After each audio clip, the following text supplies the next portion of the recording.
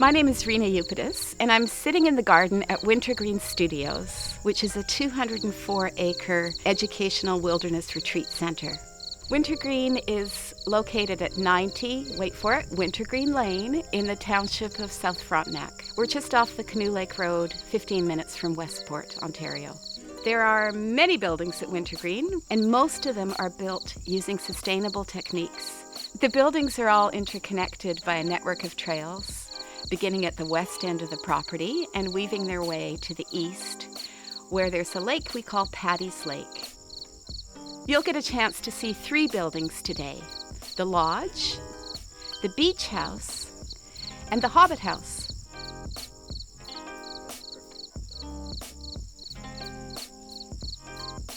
The Lodge was built in 2008.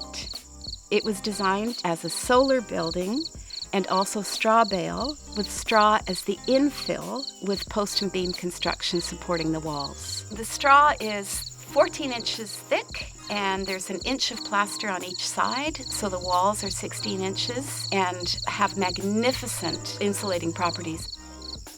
One of the features of many straw bale homes or buildings like the Lodge at Wintergreen is that people install a truth window, and that's a little spot where you can see the straw behind the glass. The floor is concrete, it's slab on grade, so we have great thermal mass as well from the concrete floors and also from the plaster. And this means that in most hot summer days, it's cool because of the cross breezes that we can get through the windows during the night, and warm in the winter because once the building is warm, it stays warm. In addition to the active solar, meaning the photovoltaic panels on the roof that go to the batteries and feed our electrical system, there's also passive solar. The building was designed to take advantage of the south-facing exposure, so we get beautiful sunlight in the winter, not too much in the summer because of the massive overhang on the south side. It's a labor of love for sure. It took us 6 months to put it together. When I say us, I mean hundreds of people who helped volunteer to build the building.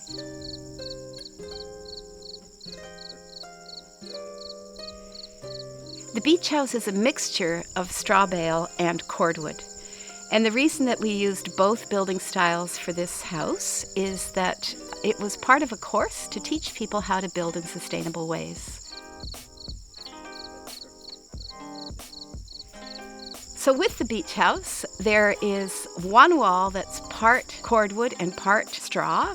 There's another wall that's completely straw, and then the remaining walls are all cordwood, so that the participants in the course could see how to build with both of these kinds of techniques.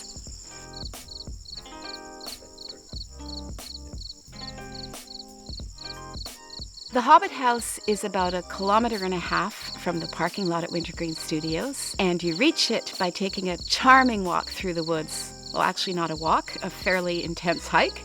And your reward when you arrive is this lovely little building in the middle of a forest glade. The Hobbit House is built entirely out of cordwood, using recycled, reclaimed cedar fence rails. People often ask how many loads of mortar and concrete it took to build the Hobbit House, and I can tell you 207. That includes the slab-on granite slab, so a double slab floor, and the mortar that's used on the outside to hold the cordwood into place. You'll see that the Hobbit House is covered with a living roof. This is another signature style of the buildings at Wintergreen. 7 of our buildings have living roofs, including the Lodge, the Beach House, and the Hobbit House. To assemble the living roof, you first have to build a really strong deck. And we use 2x6 pine with very, very big rafters. And then that deck is covered with a layer of plywood, followed by a non-permeable membrane, otherwise known as pond liner, followed by insulation, another non-permeable membrane, pond liner, and that is covered with a recycled, reclaimed drainage mat that allows any excess drainage to take place. And then on top of the drainage mat, you put your your living stuff. In our case, we just grabbed whatever was nearby from the forest and the meadows and just plopped it on top of the roof. Over the years, the living roofs take on their own personalities. On top, we have everything from grasses to hanging strawberry vines to heliopsis to tiny little oak trees. And all of those things are planted by, well, we call them volunteer plants. What comes from the wind, what comes from the birds, what was already in the soil when we dropped it on the roof. So why would anyone build this way? It is, I have to tell you, very labor-intensive.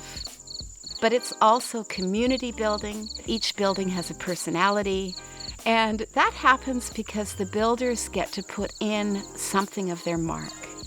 So you'll see beautiful glass jars in the cordwood buildings where people have chosen a particular style and highlighted it by putting it in a particular place in the wall. There's a spot in the Hobbit house right as you enter the door where there's a pocket watch featured in the wall.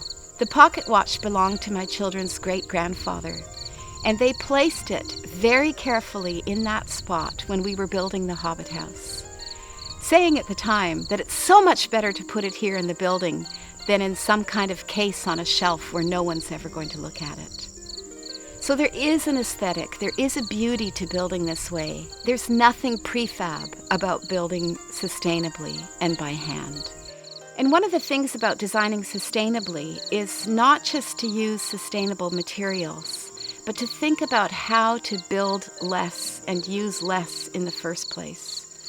So consuming less means recycling materials. It means building the smallest footprint you can imagine to do the work and the living that you're hoping to do.